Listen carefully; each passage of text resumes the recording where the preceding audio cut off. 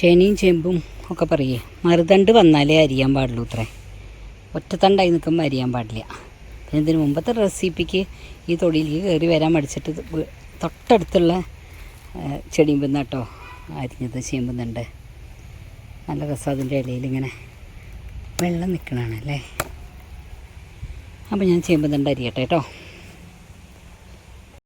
അയ്യോ, ഇവിടെ കുറേ കുട്ടിത്തണ്ടുകൾ ഉണ്ടായിട്ടുണ്ട് കേട്ടോ. ഇത് ശരിക്കും പത്രോടയ്ക്ക് പറ്റിയതാ.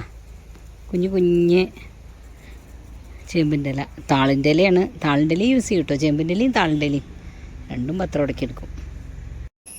നമസ്കാരം, നല്ല തക്കിലയുടെ പുതിയ എപ്പിസോഡിലേക്ക് എല്ലാവർക്കും സ്വാഗതം. ചക്കക്കുരുവാണത്. ഇതാ കുറേ നേരേക്ക് വെച്ചിട്ടുണ്ട്.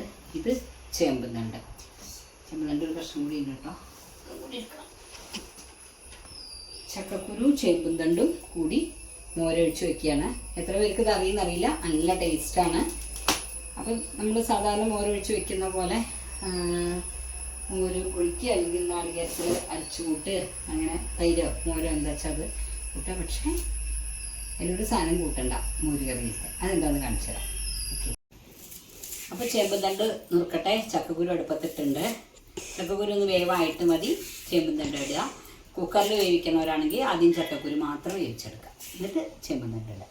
അതിന് അത്ര വേവില്ല ഈ കാലത്ത് പ്രത്യേകിച്ച്. ഓക്കെ, ഒന്ന് നോക്കട്ടെ കേട്ടോ. ചക്കക്കുരു വെന്ത പോലെ കേട്ടോ, വെന്തോടയണം. ഞാനെന്താ ചോദിച്ചാൽ കട പോലെ കൊണ്ടൊന്നങ്ങൾ കുത്തിയുണ്ട് ഉടയ്ക്കും. അപ്പോൾ നമുക്ക് എനിക്ക് അരയ്ക്കാനുള്ള സാധനങ്ങളാണ്, വേറെ ഒന്നുമില്ല കേട്ടോ. നാളികേരവും പച്ചമുളകും. ഞാൻ ആ അരക്കണയിലാണ് ഞാൻ തൈര് കൂട്ടൽ, അല്ലെങ്കിൽ ഇത് വെന്ത് കഴിഞ്ഞാൽ അരിക്ക് കൂട്ടിയാലും മതി. നമ്മൾ സാധാരണ മോരൊഴിച്ച കറി വയ്ക്കുമ്പോൾ ഇതിൽ ജീരകം കൂട്ടാറുണ്ട്. ഇതിൽ ജീരകം കൂട്ടാതെയാണ് സ്വാദ്. അപ്പോൾ അരപ്പരക്കട്ടെ കേട്ടോ. നല്ലോണം തിളച്ച് വെന്തു. ആ ചേമ്പുതണ്ടൊക്കെ നല്ലോണം വെന്തു. ചേമ്പുതണ്ട് അടുപ്പത്തിടുമ്പോൾ പറയും ഇത് വാടരുത്, വേഗം തിളയ്ക്കണമെന്ന്. തിളയ്ക്കാണ്ട് കിടക്കരുതെന്ന്. അപ്പോൾ ഇതാ ഉപ്പ് പാകത്തിനിടുക. അപ്പം ചക്കക്കുരു ഉണ്ടെന്ന് തന്നെ അറിയില്ല കേട്ടോ, അങ്ങനെ വെന്തുടക്കുന്നു ചക്കക്കുരു. എനിക്ക് ഈ തേങ്ങ പച്ചമുളകും കൂടി അരച്ചത് കൂട്ടുക. അതിൽ ഞാൻ ഇതിൽ തന്നെയാണ് മോരും കൂട്ടിയത് കേട്ടോ. ചക്കക്കുരു അതുകൊണ്ട് നിങ്ങൾ ഈ ഉണ്ടാക്കുമ്പോഴത്തെ ആ ഒരു എന്തായാലും പറയാം കൺസിസ്റ്റൻസി, അത് ചിലപ്പോൾ വാങ്ങുമ്പോൾ കുറച്ച് നേരം ഇങ്ങനെ ഇരുന്ന് കഴിഞ്ഞാലേ അത് പുറുകും ചക്കക്കുരു. അപ്പോൾ അതിനനുസരിച്ചൊന്ന് വെള്ളം കൂട്ടി കൊടുക്കണം കേട്ടോ.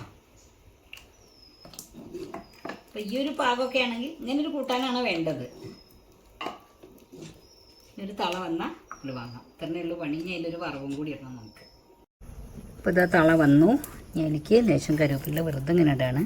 ഇനി നമുക്കൊരു വറവും കൂടി ഇടണം. എണ്ണ അടുപ്പത്ത് വെച്ച് 2 മിനിറ്റ് ആയിട്ടോ, ചൂടായിട്ട് ആവണേ ഉള്ളൂ. പക്ഷെ ഇവിടെ ഞങ്ങൾ തിളച്ചും കൊണ്ടേ ഇരിക്കുകയാണ് കണ്ടോ. അപ്പോൾ ഇതാ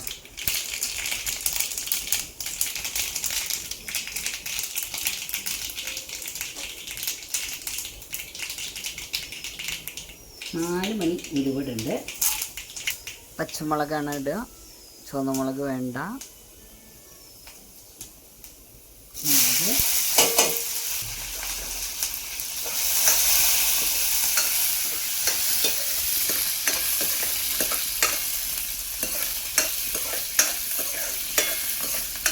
മുളക് വാടിയ കറിവേപ്പിലേക്ക് വാങ്ങാം. ഇത്രയേ ഉള്ളൂ പണി.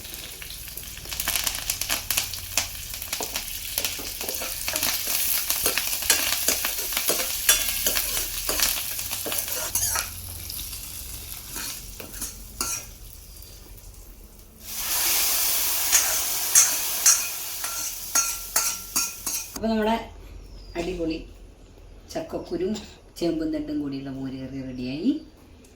അപ്പോൾ എല്ലാവരും ഉണ്ടാക്കി നോക്കിക്കോളൂ, നല്ല ടേസ്റ്റാണ്. അതൊക്കെ ഈ കാലത്ത് തന്നെ പറ്റുള്ളൂ കേട്ടോ. പറഞ്ഞ പോലെ എല്ലാ പ്രാവശ്യവും പറയുന്ന പോലെ ചേമ്പും തണ്ട് പൊട്ടിക്കുമ്പോൾ അത് ശരിക്കുള്ള ചേമ്പല്ലേ നോക്കിയിട്ട് പൊട്ടിക്കുക, വാടാതെ തിളപ്പിക്കുക. ഇതൊക്കെ ചേമ്പും തണ്ട് അടുപ്പത്തിടുമ്പോൾ നോക്കേണ്ട കാര്യങ്ങളാണ്.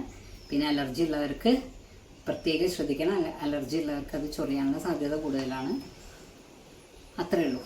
അപ്പോൾ പുതിയ വീഡിയോ ആയിട്ട് നമുക്ക് ഇന്ന് കാണാം.